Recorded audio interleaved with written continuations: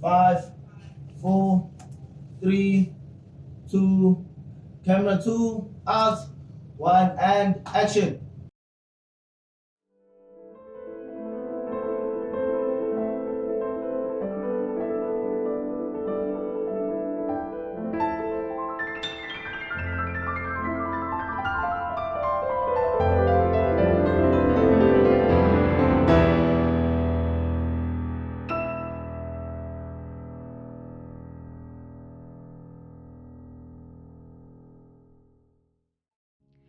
Cinematography has been regarded as a male profession, I think, from the start, because it comes from photography, from the first time a photo or a camera was made. And at the time, because of the way the world was many years ago, or even decades ago, men were the one doing the work.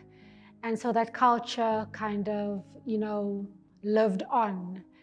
And also because initially when cameras were created, film cameras, there were actual film cameras, and film was very big. The canisters were large, and I guess men were regarded as the proper people to kind of do that job, because you had to then put a camera on your shoulder and carry it, and women are not as strong as men. But that's changed in recent years, because when you shoot, you have the equipment, so it doesn't really matter how large or how heavy your equipment is. There's a tripod. And so with the changes in culture and with women being in the workplace, that has changed a lot. So there are a lot of female cinematographers all over the world in all sorts of aspects of production, but it's still quite male. The culture is still quite predominant, even though on the ground, more women are involved.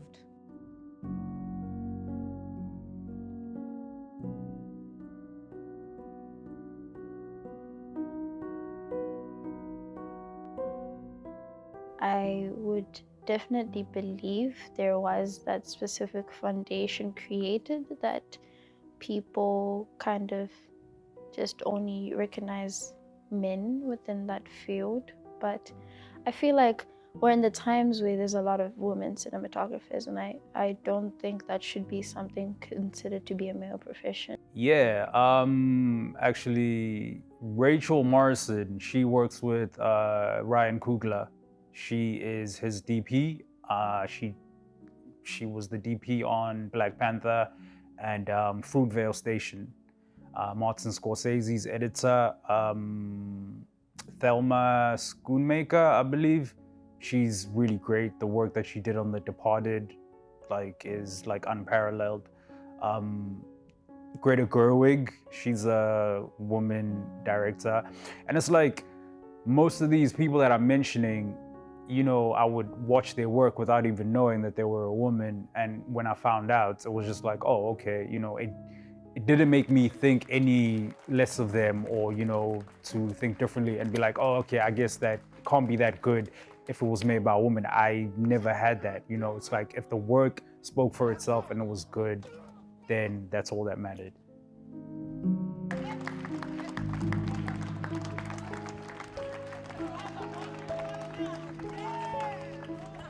I remember having to operate cameras when I had to do it. And the difficulty about operating a camera is not that it's heavy or it's cumbersome.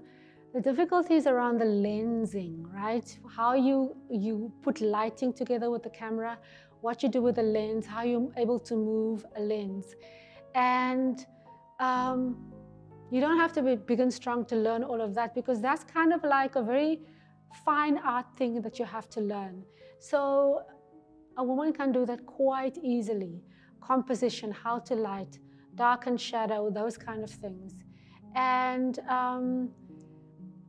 talking about cinematography, if there's something that you want to specialize in, or you think you have an eye for it, that's the kind of thing you can do if you are healthy.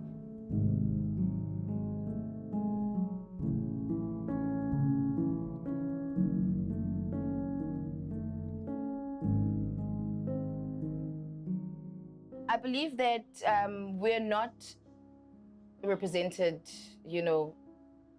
properly, but I can also say that times have changed. You know, right now you get the likes of Connie Ferguson, who is leading her own production company and is putting the work out there. You get the likes of Terry Pate, who are also out there in the industry, and they're putting women out there. So I can say right now, we as females are trying to make the mass actually see that, we deserve to also be in this industry, because it's not for men. It caters for all of us. At the end of the day, if you have a passion and love for something, you go out there and you get it. Whether, you want to be a photographer, cinematographer, whether you want to be a doctor or so on and so forth, there is no profession for just strictly males or females. Right now, in the times that we are currently living in, we all can take up all spaces.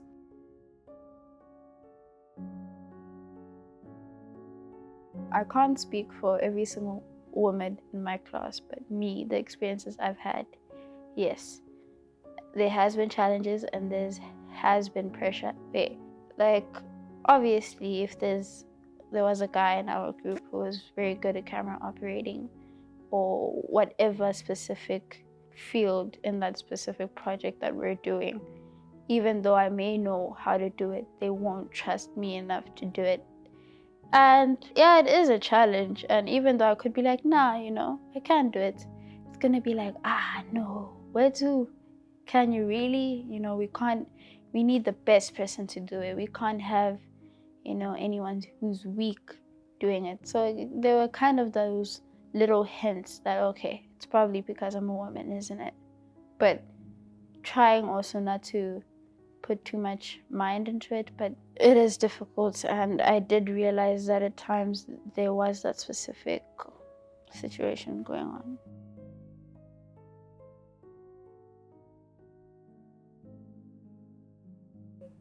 I don't think any woman needs to prove a point.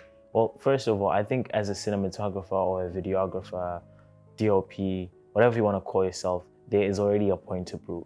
So as it is with the title, there's something that you have to prove. You have to prove that you're meant to be in the industry, that you're good enough to be in the industry. And what you have to offer is much more different than anyone else, and it's proficient, it's fresh, it's cutting edge, and there needs to be an X factor with that. So as it is, there's a point to prove already with that title. But now, when you have to prove that, and you're also proving that because you're a female, I feel like that's an unhealthy space. I think that the pressure enough to just prove that you're good and that you're worthy to be in the industry is already so crushing as it is. So I don't think there should be that stigma. I think, yes, it has been a male-dominated industry. But I can also make that same point about race. It's also been a white-dominated industry. But then the more people actually fell in love with the art of actually making films, the more Black people went into it. And I feel like that's the age that we're in with women. The more women see it, they view it and they're like, no, I'm not just meant to be this beautiful person and in front of the camera like Marilyn Monroe. I could go behind the camera and do things, and it doesn't matter if I'm a female or not.